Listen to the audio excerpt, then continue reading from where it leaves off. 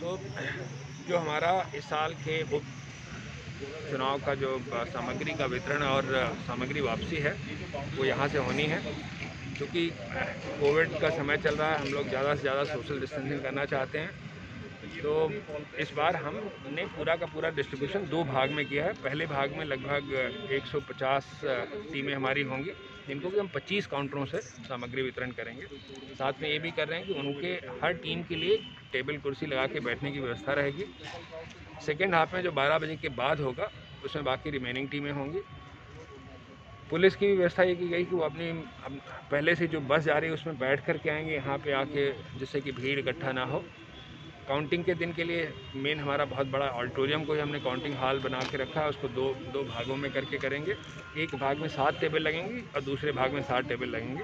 आज हमने ये सुनिश्चित किया कि एजेंट्स कहाँ से जाएंगे, जिनकी कर्मचारियों की ड्यूटी है वो कौन से रास्ते से जाएंगे। स्ट्रॉन्ग रूम की व्यवस्था हमने अभी देखी। मेरे समझ से एक कॉन्स्टिट्यूंसी के लिए बहुत बड़ी जगह है और हम बहुत अच्छे से इसको निपटा सर और उनको लेकर के क्या व्यवस्था है, क्या प्लान किया है? तो संवेदनशील मतदान केंद्र हमारे कुल 62 हैं और संवेदनशील मतदान केंद्रों में जैसा आपको मालूम है कि हमें फोर्स मल्टीप्लायर्स लगाने होते हैं अतिरिक्त, या कि उसमें बल लगता है या कि हम फिर माइक्रो ऑब्जर्वर्स को वहाँ पे भेजते हैं। ये बात भी सही कि अपने यहाँ कुछ मतदान केंद्र इसलिए संवेदनशील हैं क्योंकि वहाँ पे पिछले बार 90% से ऊपर वोटर टर्नआउट था और जो उन क्राइटेरिया के कारण भी 17-18 हैं। पर ऑलरेडी मैंने और एसपी साहब ने संवेदनशील मतदान केंद्रों का भ्रमण भी प्रारंभ कर दिया है।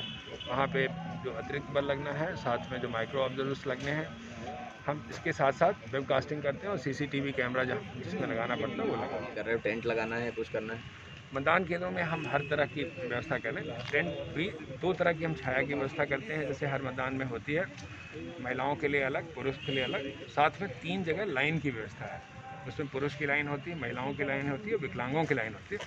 इस बार हमने हर मतदान केंद्र में एक कक्ष अलग से रखा है कि अगर वहाँ पहुँचने पर किसी का टेम्परेचर ज़्यादा है, उसको हम वहाँ रखने के बजाय उसको अलग से कमरे में बैठने की पूरी सोफे लगा के हम व्यवस्था कर रहे हैं, सो दैट कि ये मैसेज बड़ा क्लियर रहे कि आम जन के लिए जो हमारा मतदान केंद्र है पूर्णतः सेफ़ है और कोई भी आदमी किसी वक्त जाके कर सकता है। सर, वोटर्स की थर्मल स्क्रीनिंग भी होगी क्या? 100%। 100%। 100% वोटर्स की, उसके लिए हमने एएनएम्स और आंगनवाड़ी कार्यकर्ताओं को वहाँ ड्यूटी पे लगाया है। इसके अलावा भी हमने एक हाथ धोने की पूरी व्यवस्था की है, जहाँ पे साबुन रहेगा, पानी रहेगा, तौलिया रहेगा और हाथ धोने के पश्चात उसका टेम्परेचर लेने के पश्चात जब उसका टेम्परेचर नॉर्मल है तो फिर हम उसको वोटिंग के लिए हमारे बीएलओ के माध्यम से वो अंदर जाएगा। सर, पिछले किसानों पे पीने के पानी के लिए 2 तरह की व्यवस्थाएं इस बार की गई हैं। एक तो पानी के पीने की व्यवस्था तो हर बार मतदान केंद्रों में होती है, कभी ऐसी दिक्कत नहीं होगी। इस बार हम उस व्यवस्था को उपयुक्त बना रहे हैं और इस बार हमने मतदान केंद्रों में ऑक्सिलरी मतदान केंद्र बना दिए हैं। तो किसी भी मतदान केंद्र में हमारे पास 1000 से ज़्यादा वोटर नहीं है। पहले 1500 तक वोटर होते थे, इसलिए वोटिंग में समय लगता था।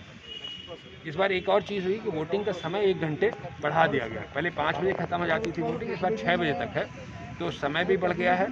साथ में मतदान केंद्र में मतदाताओं की संख्या कम हो गई है। मेरे समझ से इस तरह की दिक्कत नहीं आएगी जैसे पिछले साल। टोटल कितने पोलिंग बूथ और कितने मतदाता इस बार हैं इस चुनाव में? तो इस बार हाटपिपलिया विधानसभा क्षेत्र के लिए कुल 1,95,624 मतदाता हैं। अंतिम मतदाता सूची जो है कल प्रिंट होगी और जिसकी कि हम चिन्हित प्रतियां कैंडिडेट्स को, मुख्य पार्टियों के कैंडिडेट्स को भी उपलब्ध कराते हैं।